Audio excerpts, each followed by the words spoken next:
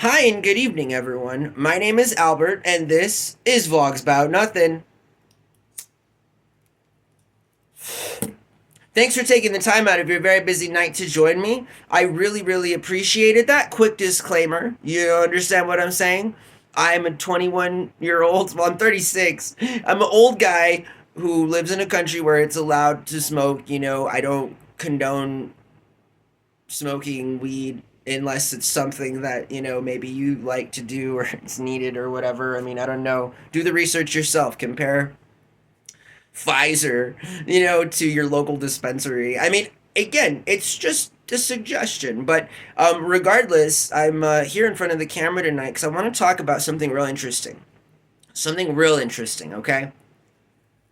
One, it should be noted that, right, I'm a social capitalist. No, yay.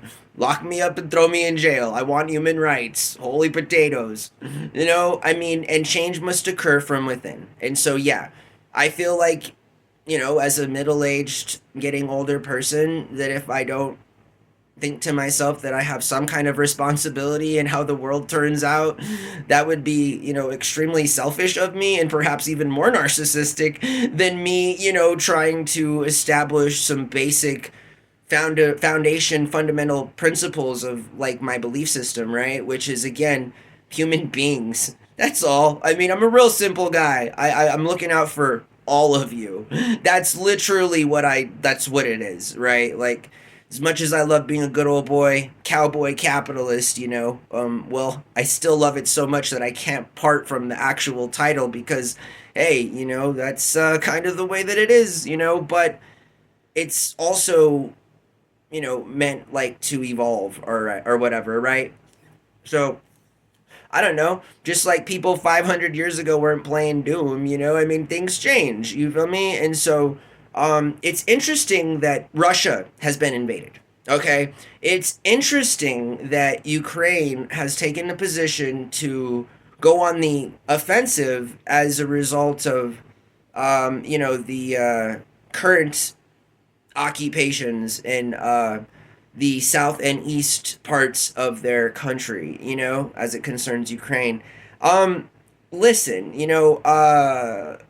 when Russia invaded Ukraine, Russia by default made it legally possible for Ukraine to receive outside assistance, most notably from here in America, right? Our Western countries, as they call them. But and so since then, right, obviously the incursion, right, has lasted a little more than 2 years there in Ukraine. And as an American, I'm anti-war. Okay, I'm anti-war, so let's get that across. One and two, I mean, do you, I don't, it's not cool to invade any country in the modern era. Again, I just, I feel like I'd rather spend money and trade goods than risk lives or have human beings sent on our behalf to die. Again, just because it's a simple number game for me, right? In that, like, human life outweighs monetary gain, but also in a sort of twist of irony, if you happen to make more money from keeping people safe and not going to war, then that's also obviously another really big reason to not want to invade other countries. So it's interesting that Ukraine has invaded Russia, right? Because it's been about 7 days, and the information here presented in Western media has been sporadic at best as it concerns what is now technically, I guess, occupied parts of Russia by the Ukraine army. Um, yeah, what a strategical move. I mean, if weapons of mass destruction aren't threatened or aren't used, then conventional warfare, as outlined, within the Geneva Convention and many peace treaties on all over out the world, is actually pretty straightforward. You understand what I'm saying? I mean, if any of you have ever read The Art of War or whatever, or if you've ever played strategy, I think, or Risk or whatever the game is in IRL on the board or whatever, it's a logic based strategical thing, right? Which is why Genghis Khan occupied half of the world for a while.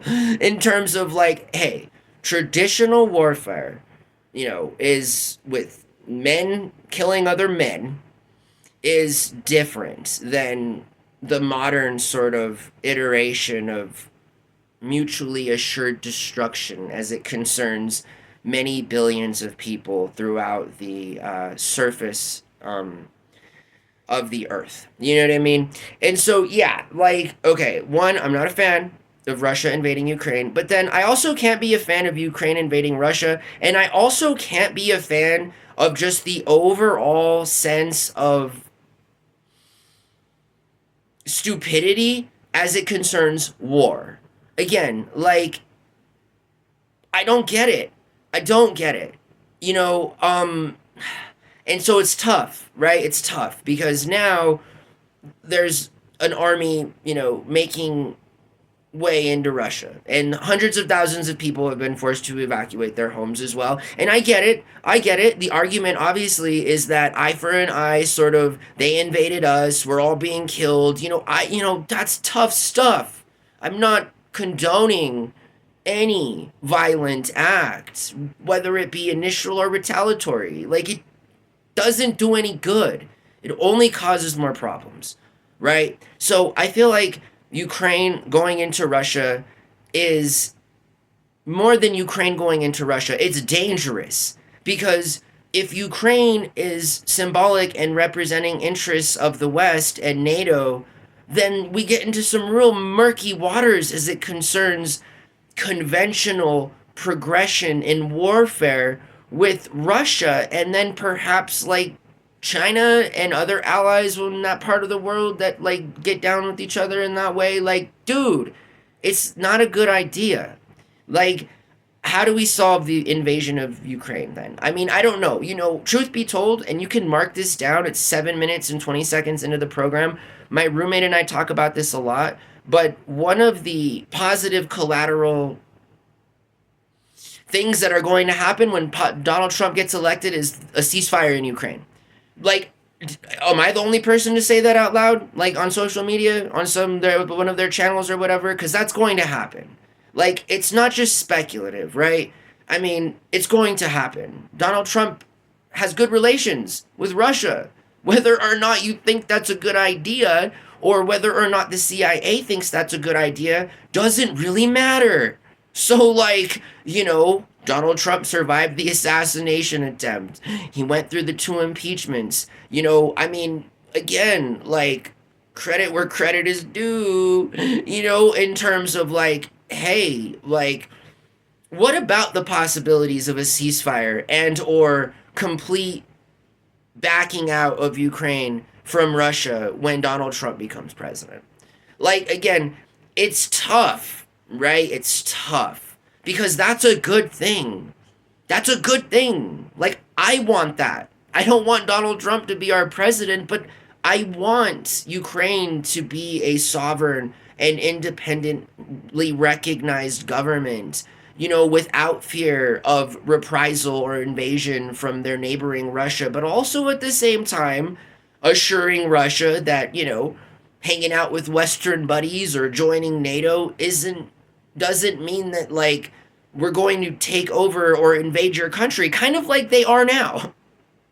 So, again, like, the American rhetoric, sympathizers, what sympathizing for what? I have common sense, and I sympathize for people that are forced to leave their homes by the hundreds of thousands because of a counteroffensive measure made from an archaic thought that stipulates eye for an eye, which then only ultimately ensures mutual destruction.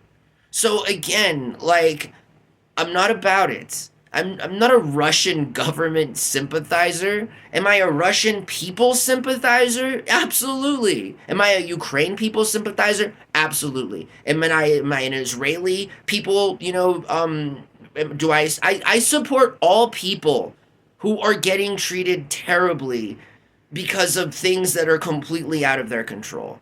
Now, again, it's all politics. It's all political. And, if that's the first time you've heard of that sort of happening with, us electing Donald Trump in November, it'll happen.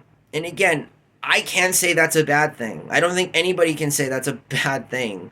But to continue to, and it's interesting how this happens, right on an election year, going into this with Ukraine invading Russia.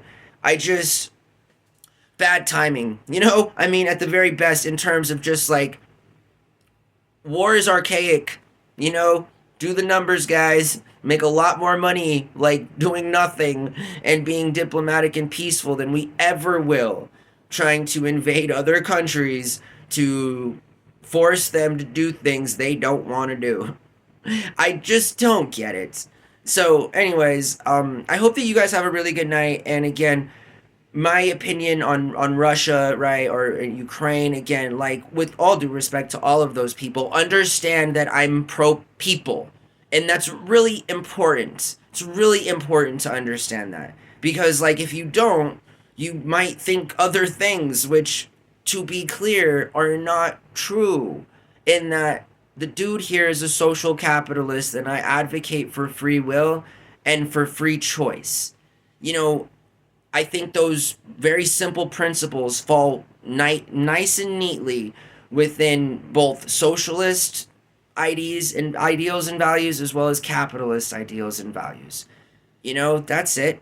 So I hope that you guys have a really good night, and thank you so much for watching the channel. Bye.